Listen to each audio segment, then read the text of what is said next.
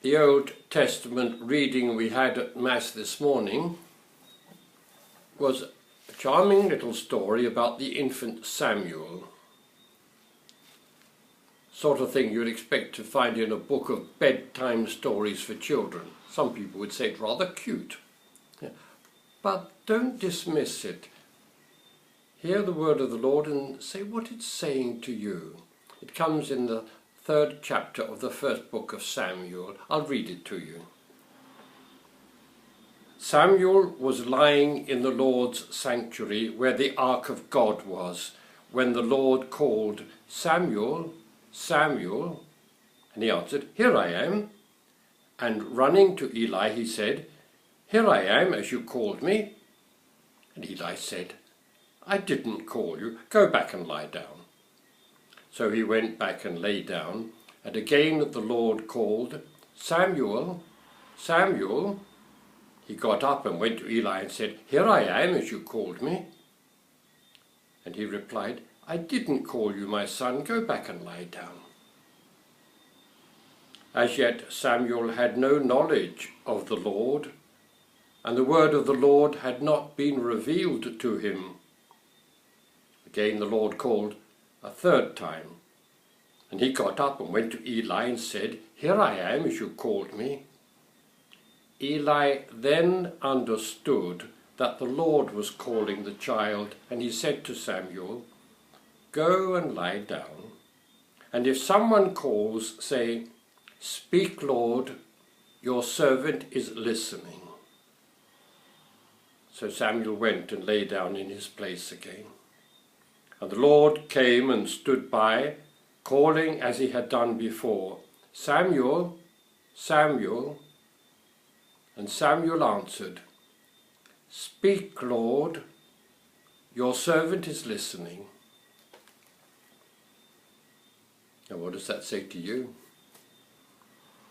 I think to remember it's important that this wasn't just one thing that happened, that Samuel had a sleepless night, but over a period of time. So I can imagine someone saying to Samuel, "When did you decide to be a prophet?" And he will say, "Well, I think I had a sort of calling earlier on. I wasn't sure. It was a vague feeling. And gradually it grew, and then I realized the Lord was speaking." I had someone like that a few years ago, a woman who was a consultant in a big London hospital. And she came to me one day and wanted to talk about the possibility of becoming a nun, a religious sister. And as we went on talking, I sort of said, "When did you think about this first of all?" He said, "Well, I was thinking about it when I was in training, but then eventually I qualified and I thought that was it. So I went practicing as a doctor, and then I thought, well, a bit more than this, so I went out to Africa for a couple of years where they really needed doctors. And then I came back, I thought I'd done my bit, but still there was this feeling. And it grew, and now I'm quite clear." And that reminded me of that bit we've just read. The word of the Lord wasn't clear to Samuel at first.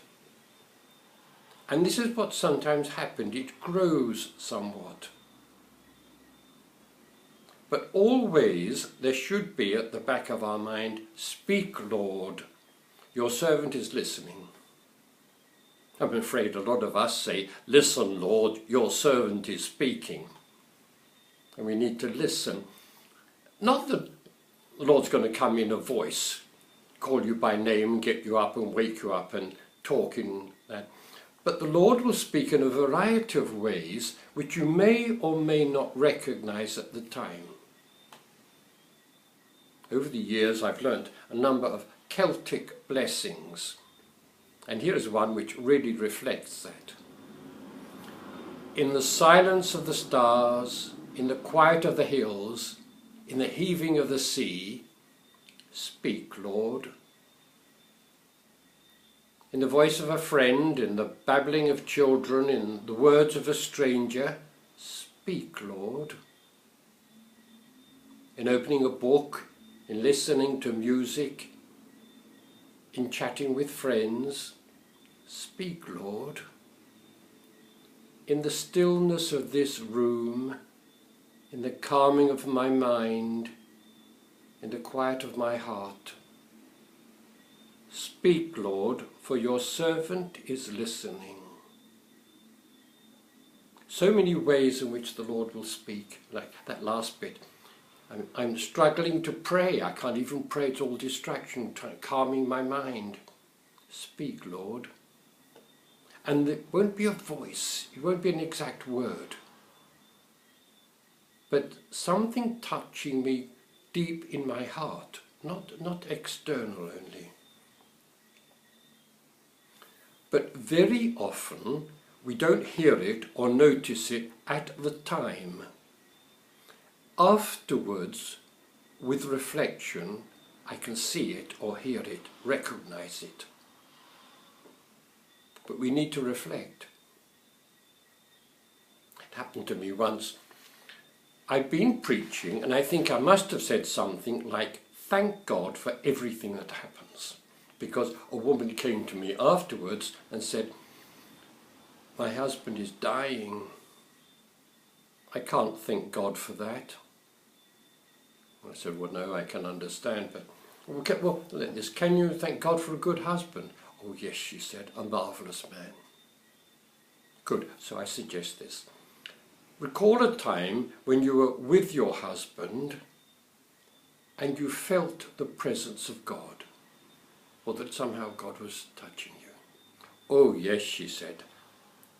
You see, for many years we never had any children. We prayed and prayed, and we had a daughter, a lovely girl. And then she said, and when my daughter died, my husband put his arms around me, and God was there. Well, what she actually felt at the time, I don't know. At the time of her child's death, I should think she was overcome with grief. But talking to me much later, her recalling was the presence of God with her at that awful moment. Needing to reflect on what is happening in our lives, you see it. Sometimes it's more easy to see it at the actual time. A moment of great happiness or great gift, or someone you really love, someone close to you. You feel you're being loved. Roberta Flack has a lovely song, a bit dated now I suppose, but the first time ever I saw your face, I thought the sun rose in your eyes, and the moon and the stars were the gift you gave to the dark and the endless skies, my love, to the dark and the endless skies. Think of someone you might sing that to. Celia Dion, the Canadian singer, sang it to her newborn baby. The first time ever I saw your face, I thought the sun rose in your eyes. There was a gift, a realization of the power of God in a newborn baby. You can get that actually at the moment with such gratitude. Or it may come, as you said, a gift to the dark and endless skies, my love,